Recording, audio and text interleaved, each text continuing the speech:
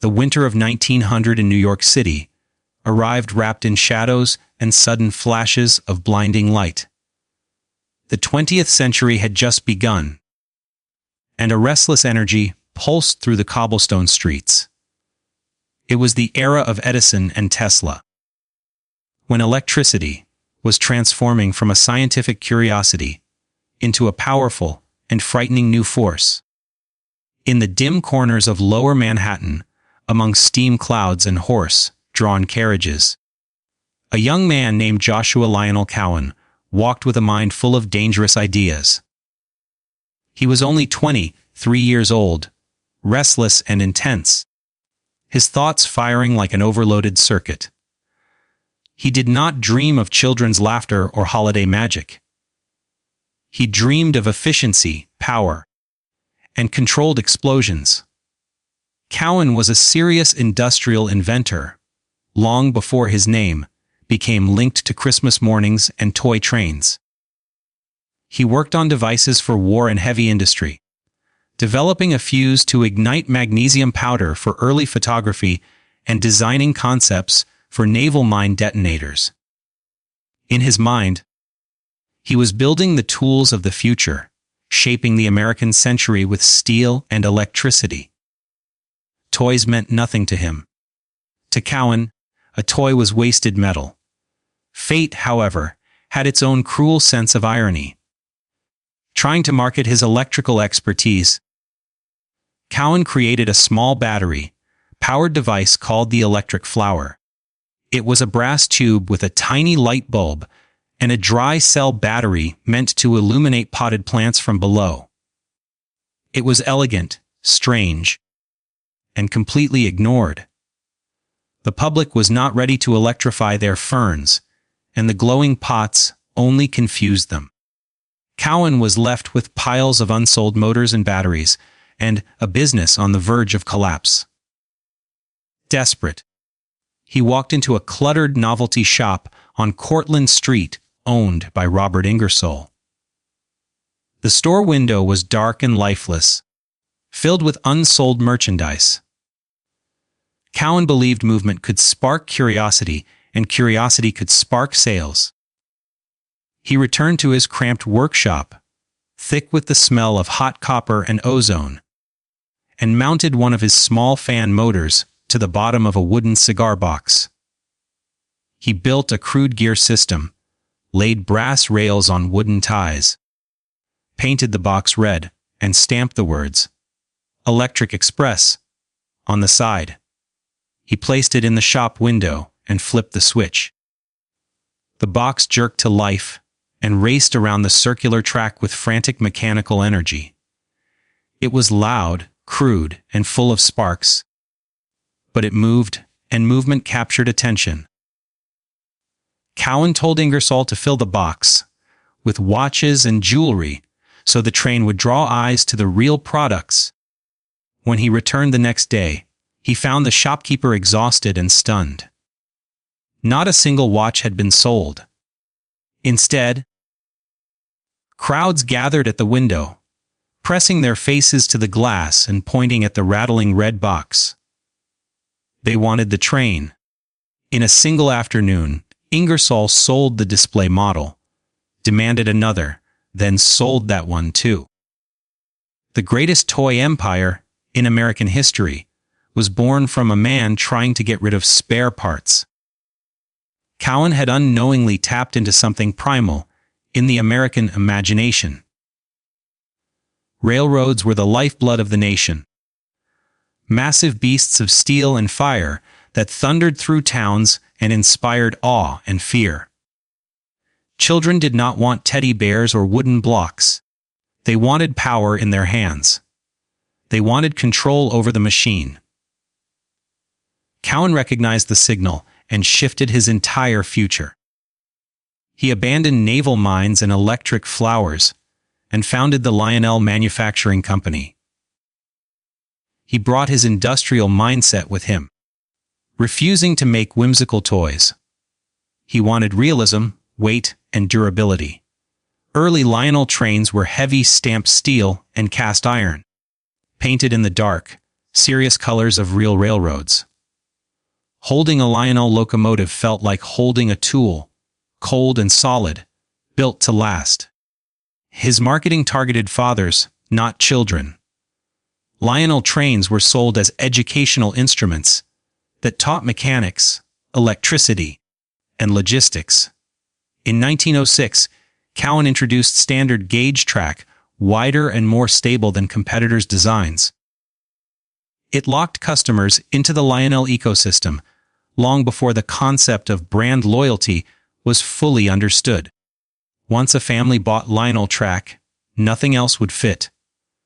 Inside the Lionel workshop, Cowen was relentless. He prowled the factory floor with a cigar in his mouth, smashing prototypes that failed his standards.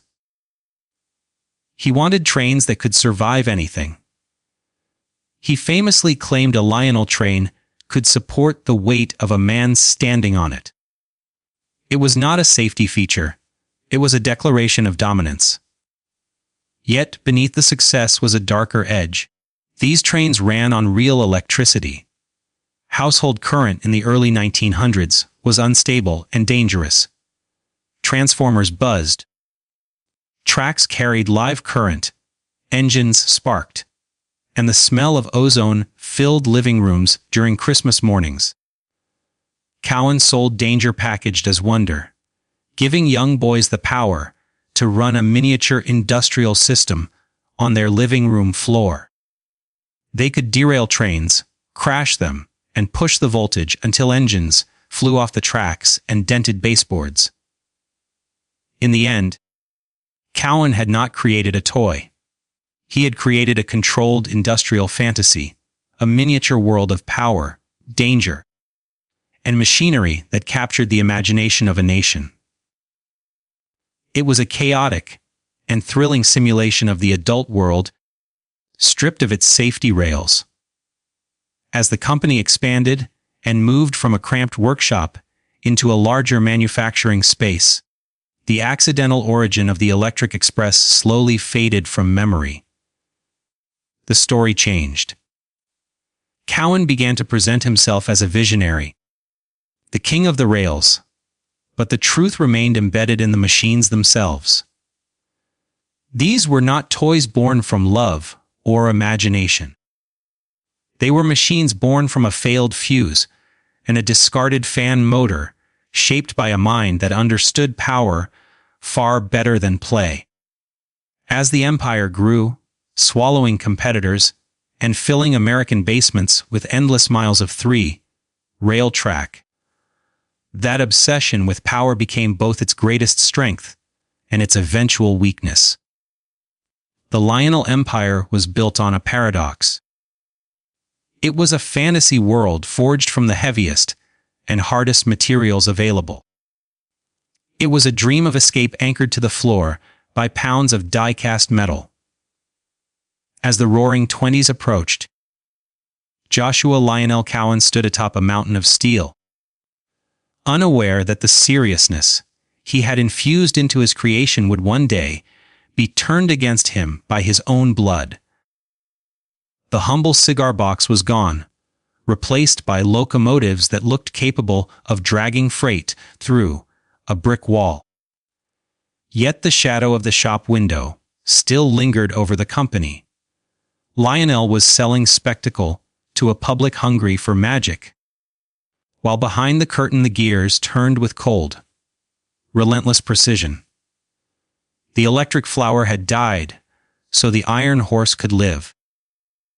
And the price of that trade was a legacy centered more on machines than on the children who controlled them. If the cigar box had been the spark, the Hillside factory in New Jersey became the roaring furnace. By the mid-20th century, the Lionel Corporation had left Manhattan's cramped lofts for a sprawling industrial fortress that looked more like a defense plant than a toy workshop. This was not a place of whimsy. It was a cathedral of heavy metal, where massive hydraulic presses thundered and stamped sheets of cold steel. The Hillside facility was the physical embodiment of Cowen's soul, loud, powerful, and built to endure. In the 1950s, the factory became the beating heart of American boyhood.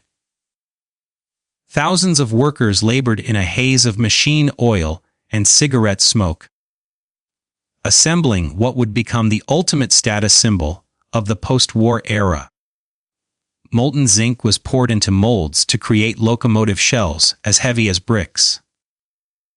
Miles of copper wire were wound into motors, and industrial enamels were sprayed onto trains with the same seriousness used for automobiles.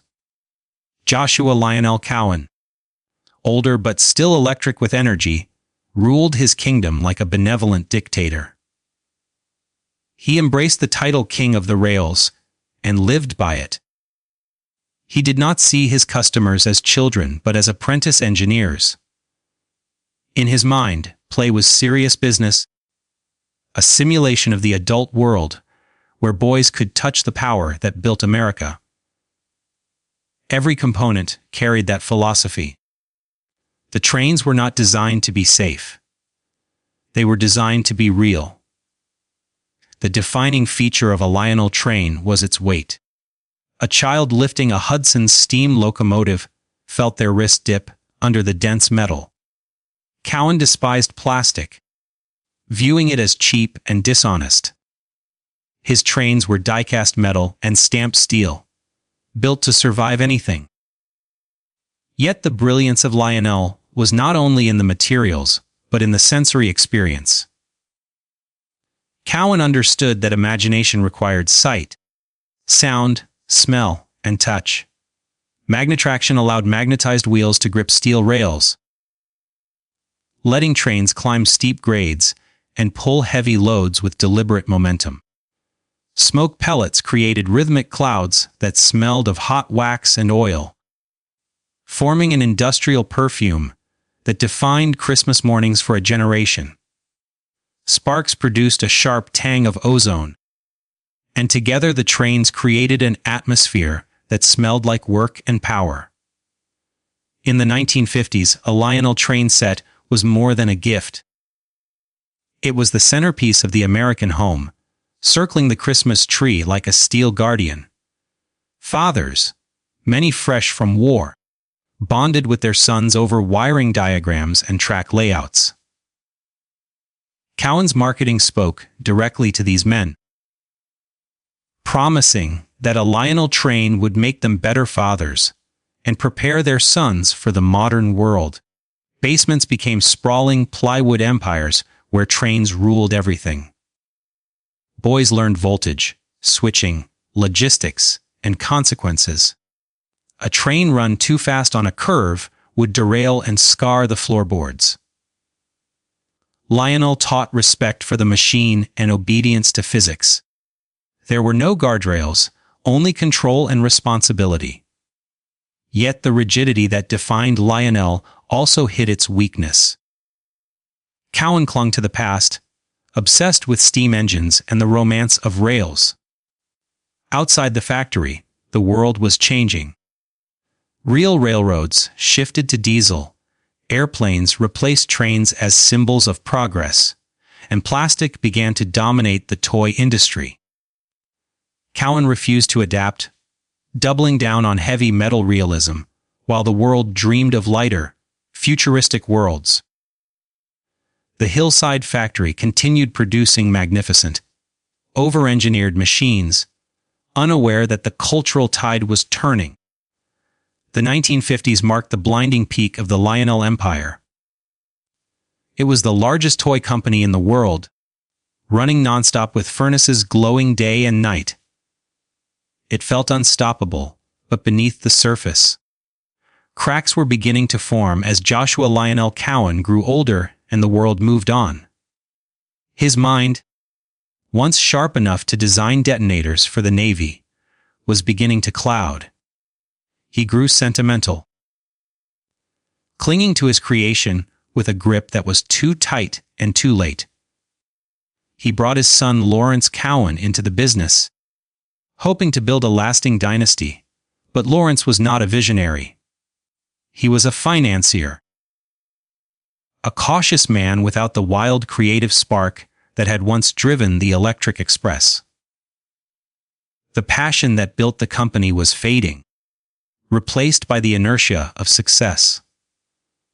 They were still making money, but they were no longer making history.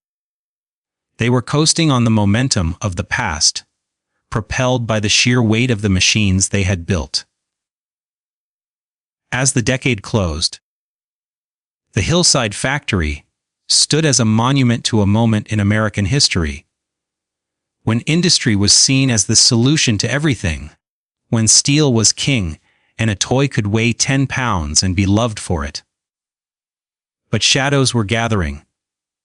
Predators were circling, sensing that the old lion had lost his roar. The era of the king of the rails was ending, and a new era of ruthless boardroom warfare was beginning. The heavy metal doors that had protected the company for so long were about to be forced open by a far more destructive force than any derailment. The magic was real, but the protection was an illusion, and the man who had lit the fuse in 1900 was about to watch his own creation turn against him. By the late 1950s, the roaring furnace of the Hillside factory began to cool, not because demand had vanished, but because the fire inside its creator was fading. Joshua Lionel Cowen, the man who electrified American Christmas, was nearing 80 years old. The terrifying intellect that had once built an empire from a cigar box was being eroded by time. He became erratic, wandering the factory floor, confused and shouting at machines that did not exist. He was a lion in winter, proud yet vulnerable, and in the ruthless world of American business, vulnerability was an invitation to attack. The tragedy of the Lionel Corporation was not simply that it fell, but how it fell. It was not crushed by a competitor or destroyed by changing markets. It was dismantled from within by a member of the family. Roy Cohn entered the story, a man who represented power in its darkest form. He was not a toy maker or an industrialist. He was a lawyer and political enforcer, known for destroying reputations and manipulating power behind the scenes. He was ruthless, immoral, and terrifyingly effective, and he was Joshua Lionel Cowen's great-nephew. In 1959, sensing weakness in the family empire, Cohn made his move. He arrived not with engineering plans, but with investors and a hunger for control. He presented himself as a savior who would modernize the business and protect the family fortune. In Cowen's diminished state, the warning signs went unnoticed. The family agreed to sell their controlling interest, and the moment Cohn entered the boardroom, the soul of the company began to vanish. Cohn had no interest in trains. He saw intricate locomotives as unnecessary expense, and skilled craftsmen as labor costs. His first action was a purge. Engineers, designers, and factory managers who carried decades of institutional knowledge were dismissed. The men who understood alloys, smoke units, and precision motors were replaced with accountants and loyalists who had no understanding of engineering. Then came value engineering, the corporate practice of stripping quality to save money. Heavy die-cast metal was replaced with cheap plastic. Durable shells became brittle molds that cracked easily. Magnet traction was weakened or removed, motors were downgraded, and trains that once felt like industrial machines became hollow toys. The sensation of power disappeared, replaced by disappointment and fragility. The cultural missteps continued. In an attempt to chase trends without understanding the audience, the company introduced the Lady Lionel train, painted in pastel pinks and blues. Executives assumed girls did not like trains because they were not colorful enough. The result was a disaster. Girls who liked trains wanted realistic locomotives, and boys rejected the pastel sets outright. The product became a symbol of a company that had lost touch with reality and respect for its customers. Joshua Lionel Cowen, no longer in control, could only watch as his legacy was dismantled. Under Cohn's leadership, the Hillside factory transformed from a cathedral of industry into a hollow shell. Assets were sold. The Lionel name was licensed to unrelated products, and the company was treated like a personal bank account. Pride on the factory floor turned into fear as quality declined and returns piled up. Parents who had grown up with Lionel trains bought new sets for their children and found that the promise of durability was gone. Motors failed, couplers snapped, smoke units melted, and track bent and rusted. The legend of Lionel, once built on weight, realism, and permanence, began to collapse under the weight of shortcuts and greed. The empire that had once defined American boyhood was being hollowed out from the inside, not by market forces or competitors, but by the slow betrayal of its own guardians. The transformers buzzed with a menacing, uneven hum. Roy Cohn had done what no competitor ever managed to do. He had destroyed the magic. He proved that a toy company cannot survive when it is run by someone who hates toys, and that a dream cannot be sold when only the bottom line matters. The monster in the boardroom did not just ruin a business, he betrayed a legacy. He took the ironclad bond between father and son and sold it for scrap. By the early 1960s, the damage was beyond repair. Joshua Lionel Cowen died in 1965 as the empire he built was crumbling into dust.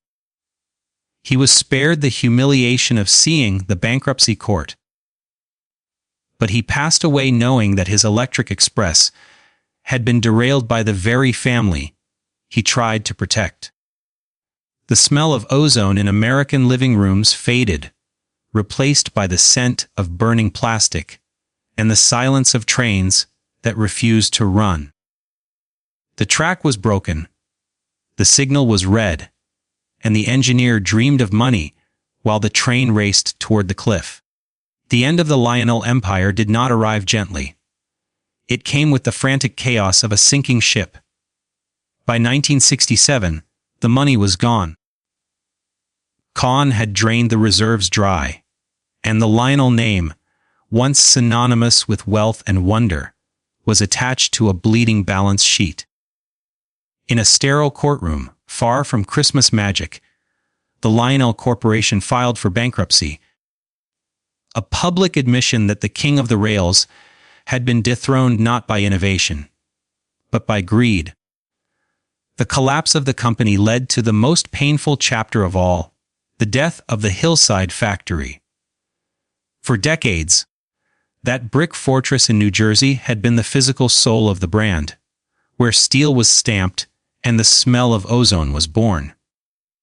In 1969, the order came to shut it down. Silence settled over the factory floor. The presses stopped, the furnaces went cold, and the dismantling began. Heavy molds that once shaped legendary locomotives were packed up, sold, or melted for scrap. Workers who had spent their lives mastering magnetraction and smoke units walked out for the last time, leaving behind the ghosts of machines they had tended for decades. The brand was sold to General Mills, a company known for breakfast cereal, rather than steel and electricity. Production moved to Michigan and later to Mexico in an effort to cut costs. Collectors would later call this period the MPC era, a time remembered with disappointment. Heavy die-cast metal was replaced with lightweight plastic. Deep enamel paints were replaced with cheap colored molds. Wheels lost their weight, tracks lost their strength, and quality control vanished. In the 1980s, production in poorly equipped factories resulted in trains with missing parts, burned-out motors, sloppy paint, and broken promises. The proud Made in the USA mark disappeared, replaced by products that looked impressive on the box, but failed in the hands of children. Children in the 1970s and 1980s felt the disconnect. Their fathers told stories of trains that were heavy, powerful, and indestructible. The trains they opened felt flimsy, disposable, and hollow. The continuity of magic was broken. The weight was gone, and so was the feeling. The Lionel brand refused to die, but it became a hollow symbol.